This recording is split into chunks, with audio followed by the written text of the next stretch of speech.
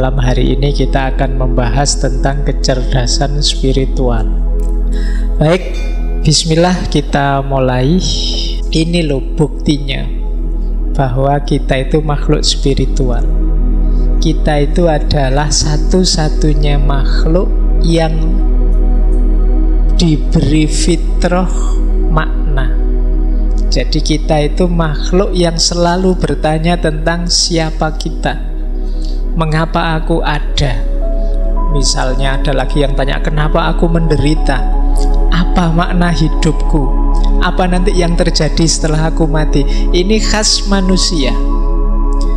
Makhluk yang lain tidak pernah menggelisahi ini. Jadi tidak ada kok selain manusia bertanya, mengapa kok aku menderita? Kenapa aku kok jadi sapi dulu? Akhirnya kemarin Idul Adha disembelih orang banyak misalnya. Dia tidak pernah tanya, kok hidupku ngenes tenan ya, menderita sekali. Tidak pernah tanya tentang itu. Yang bertanya tentang itu, membahas itu hanya manusia. Jadi ada kesadaran lebih dalam tentang hidupnya. Karena memang yang hakiki dari hidupnya itu ada di dalam, tidak di luar. Kita kan tanya, siapa sih aku ini loh? Padahal kalau ngaco kan sudah kelihatan, loh ini aku. Tapi kan masih tanya saja, berarti kan ada makna lebih dalam. Kita belum puas hanya melihat identitas eksternal kita, hanya melihat wujud fisik kita. Kalau sebenarnya kan jawaban gampang, kalau hanya dari luar kan siapa aku, tinggal nyari lemari yang ada kacanya terus, oh itu aku kan. Tapi kita tidak puas, bukan itu aku. Pasti ada sisi dalamnya. Termasuk kita juga tanya, kenapa sih aku dilahirkan? Kok aku jadi orang Indonesia? Itu pun jadi anak desa. Kok ndak anaknya konglomerat atau anaknya kok jadi, kenapa kok aku? Ini makna namanya. Jadi manusia itu makhluk yang selalu bertanya tentang makna. Jadi makna itu kan sesuatu yang tidak bisa dipahami hanya dari kelihatannya. Jadi makna itu kan selalu ada di balik realita. Misalnya minuman ini, kenapa sih kok Pak Faiz diberi minuman 2, kalau teman-teman kok cuma 1 misalnya? Loh, ini kan tidak sekedar adanya 2 minuman ini, tapi di balik ini ada makna. Mungkin penghormatan, mungkin penghargaan, mungkin basa-basi, mungkin macam-macam. Iya kan, macam-macam kan, kita tidak tahu maknanya apa gelas yang 2 itu. Berarti apa? Dia tidak bisa hanya dilihat dari 2 gelasnya. Di balik 2 gelas ini ternyata ada makna. Nah manusia juga begitu, tidak bisa dia dilihat hanya dari kelihatannya. Maka kalian yang hanya sering tertipu oleh casing, sering tertipu oleh kalimat, sering tertipu oleh pernyataan, lupa bahwa di balik casing, di balik kalimat, di balik pernyataan itu ada makna. Ya hidup kita nanti jadinya dangkal. Dan itu sering jadi penyakit di era digital ini. Hidup yang tidak dalam. Kita melupakan sisi spiritual kita. Nah, jadi diawali dari sini ya, bahwa ternyata sisi spiritual hidup ini penting. Dan kita ini makhluk spiritual, ternyata juga kita punya namanya kecerdasan spiritual. Kalau dimudahkan gambarnya bisa seperti itu. Belakangan kan banyak pelatihan-pelatihan emosional spiritual quotient, ISQ. Sebenarnya banyak orang mengkritik yang I-nya, IQ, yang intelektual, tapi sebenarnya itu juga penting. Tiga-tiganya penting. Intelektual ya penting, emosional ya penting, spiritual ya penting. Tapi jangan berhenti di intelek saja. Seperti kajian kita minggu lalu, kalau berhenti di intelek saja ya kita sering rusak hidup kita karena tidak mampu menata emosi. Malam hari ini akan kita sadari betapa juga intelektual dan emosi saja juga belum cukup. Kita masih perlu kedalaman spiritual melalui kecerdasan spiritual. Kalau intelektual itu what I think, kalau emosional itu what I feel, kalau spiritual itu what I am. Jadi spiritual itu jauh lebih utuh. Nanti kita pelajari pelan-pelan kecerdasan spiritual ini.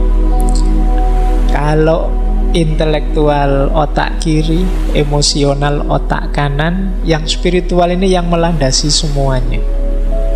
Meskipun kalau teman-teman nanti baca buku Spiritual Question, itu nanti ada bagian tertentu yang menjelaskan adanya nama God spot.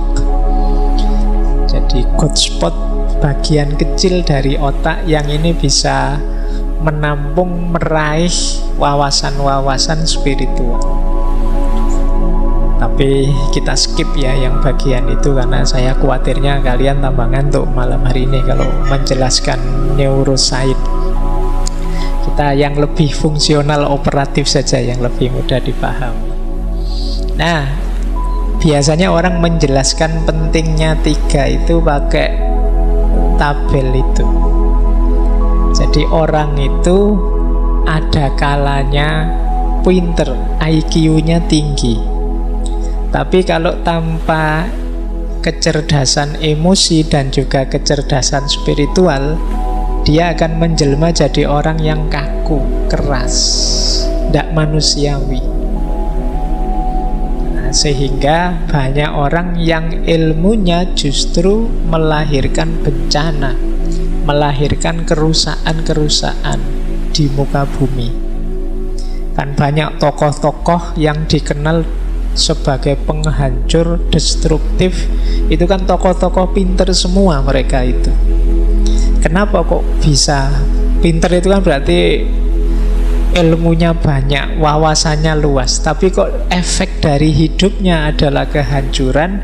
Kemungkinan karena dia tidak bisa mengontrol emosinya, juga tidak mampu meraih spiritualitas. Nah, nanti ada juga orang yang IQ-nya tinggi, emosinya juga terkendali.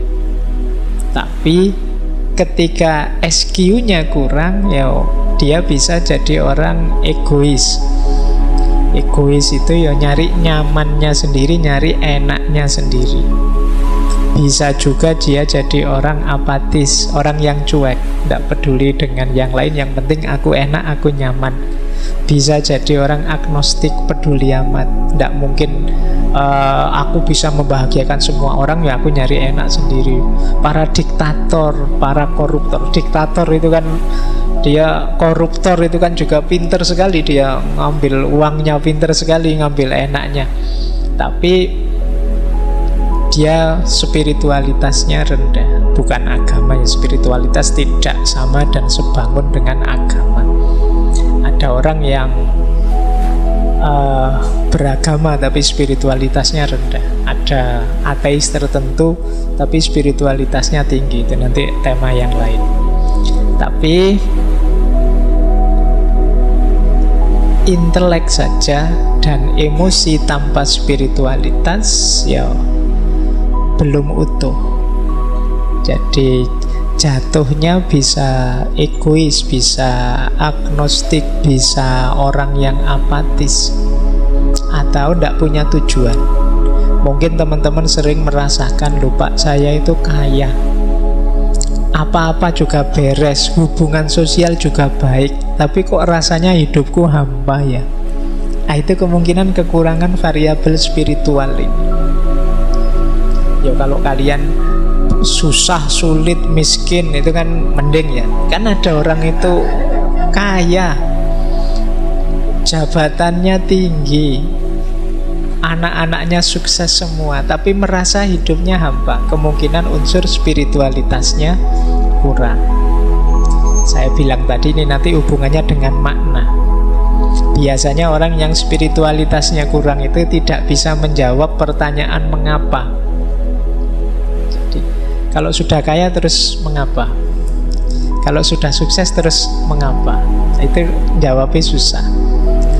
Nah, ini kemungkinan spiritualitasnya masih rendah. Ada yang sebaliknya, IQ-nya tidak diurusi, emosinya juga diabaikan, spiritualitasnya sangat tinggi.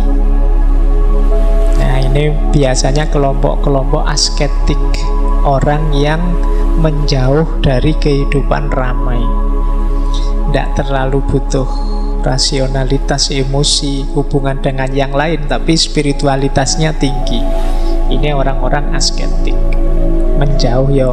Mereka tidak dapat banyak masalah karena memang tidak terlibat langsung dalam hidup sehari-hari. Maka penting dalam hidup ini tiga-tiganya utuh. IQ-nya ya jalan, emosinya terkontrol, spiritualnya terpenuhi. Ini kalau dalam konsepnya Muhammad Iqbal namanya insan kamil. Manusia yang utuh, semua potensinya optimal. Nah, ini namanya insan kamil. Yo pinter, yo berakhlak, yo religius spiritual. Nah, ini berarti utuh hidupnya. Nah, ini mungkin ideal ya, kita menuju ke situ semua. Jadi ya kalau di usia-usia muda ini kan kita masih belajar. Mungkin ya situasinya masih situasi ya belum terlalu pinter, masih emosian, spiritualitasnya belum tinggi. Tapi kan ini kita dalam proses. Nah, jadi inilah mengapa saya masukkan spiritual. Kalau yang IQ kok tidak dimasukkan, Pak? Ya IQ sudah kita pelajari selama ini di berpikir kritis, berpikir kreatif, dan lain sebagainya.